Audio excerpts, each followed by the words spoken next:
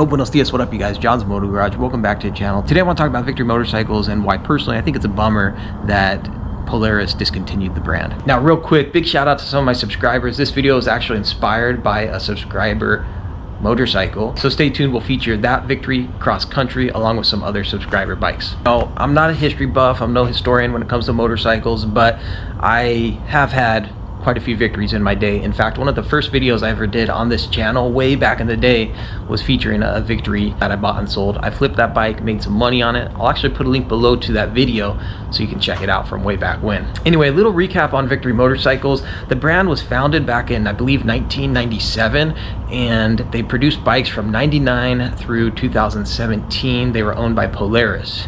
And then Polaris ended up dwindling down production after a couple unprofitable years.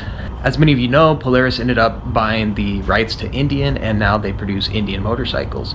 So why did Victory fail? Honestly, I'm not 100% sure, and that's not really the focus of this video. I have some theories. For one, from like 2000 to 2008, there was a huge push in the market for those big V-twin motorcycles. You had the Honda VTX 1800, the Kawasaki Vulcan VN 2000, the Kawasaki Mean Streak, the Yamaha Roadstar Warrior, the Yamaha Raider, the Suzuki Boulevard M109R, the Harley V-Ride. You get the idea. It was just it was the golden era for those big V-twin motorcycles. And personally, I think it got to a point probably in like 2008, 9, 10, a little bit after and during the recession, where a lot of people just weren't dumping a ton of money on these big V-twin bikes, but also it's a really narrow market of people who are going to be able to handle a bike like that. You're definitely cutting out your beginner riders for the most part. But yeah, the first bike that Victory produced was their V92C, which at the time was the second largest production engine for motorcycles, which is crazy because it's only a 1500cc, which by today's standards, most of you would think like, bro, that's nothing, dog. Now you're looking at these like 1900cc engines, which are standard in your Harleys and your Indians for the most part, the 116, etc. I'm curious, I wonder what the first or largest production bike was at that time. I wonder if it was the Honda Valkyrie. Maybe. Drop a comment below if you know. But anyway, why do I think it's such a bummer that they're no longer available? The reason for me, well, there's two. For one, I loved the personality and characteristics of the Victory motorcycles. If you've ridden Harley, you know that they've got that rumble to them. They've got that personality.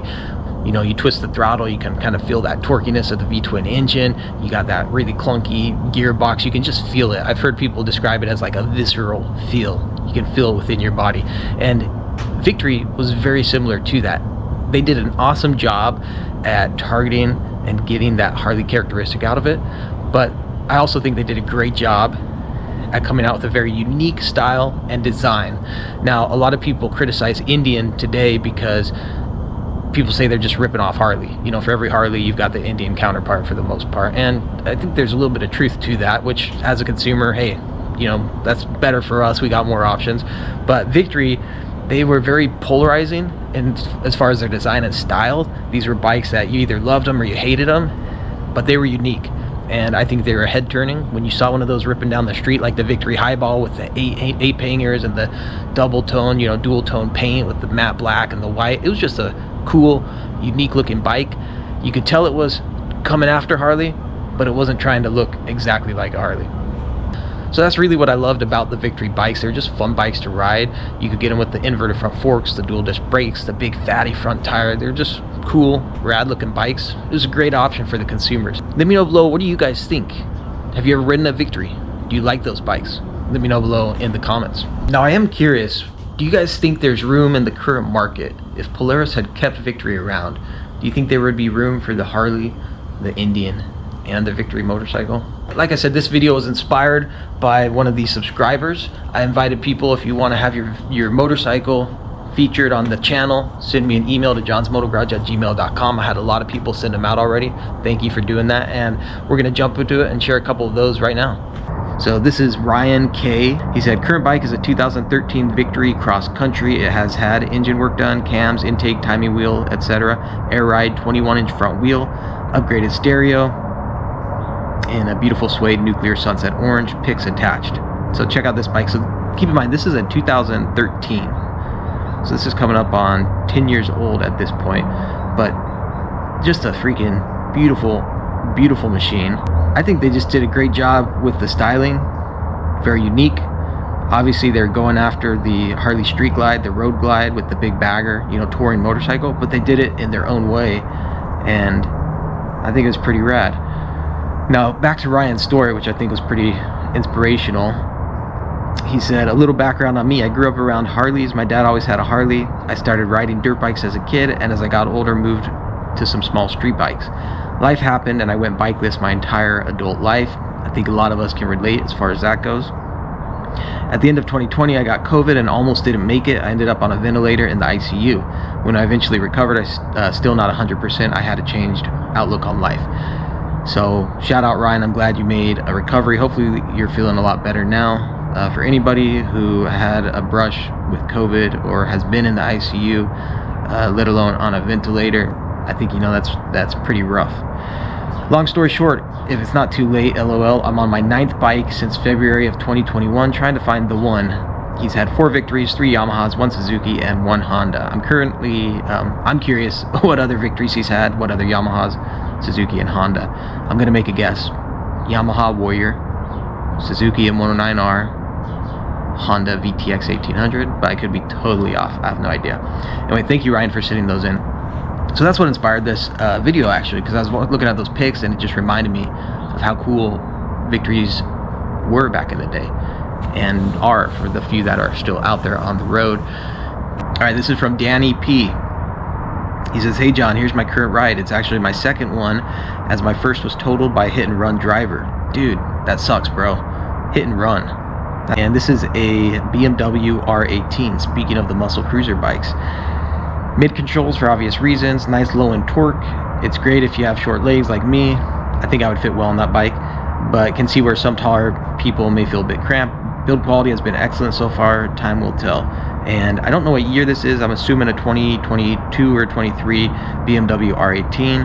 I did a video about this bike when it was first announced, and I think I would have an absolute blast on just ripping around on these bikes. It kind of reminds me of the Honda Valkyrie, just with the big exposed engine there.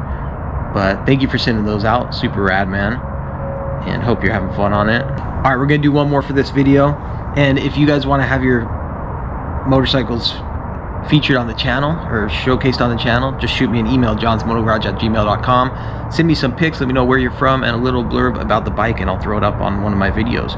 This one's from Dylan M. All right, this one was custom painted by his stepdad, Harley Street Bob. I'm not sure on the year, but as you can see, he's got the super rad custom paint, which, dude, I have no idea how people do custom paint like that. That's, I think, just incredible. Beautiful 2-in-1 exhaust. Looks like an upgraded aftermarket seat. A bit of a club style going on. Yeah, he's got the club style fairing. Super rad bike, dude. I've ridden those M8 Street Bobs. Those are fun bikes to rip around on. So, all right, we're gonna leave it at that for today. Thank you all who have sent me bikes so far. I'll continue to feature these on future videos, and let me know what you think about Victory Motorcycle. We're gonna do the kickflip challenge. I wanna see if I can still do a kickflip on a motorcycle. I have not done a kickflip on a motorcycle. I've never done a kickflip on a motorcycle. I haven't done a kickflip on a skateboard in years.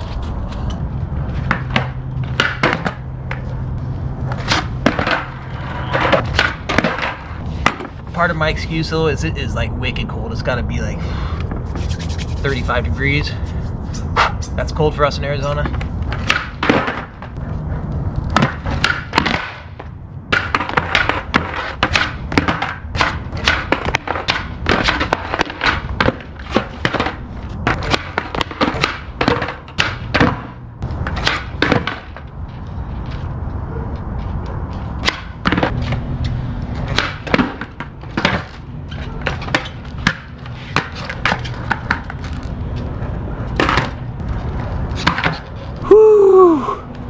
There you have it, smoothest kickflip I've ever done in my life.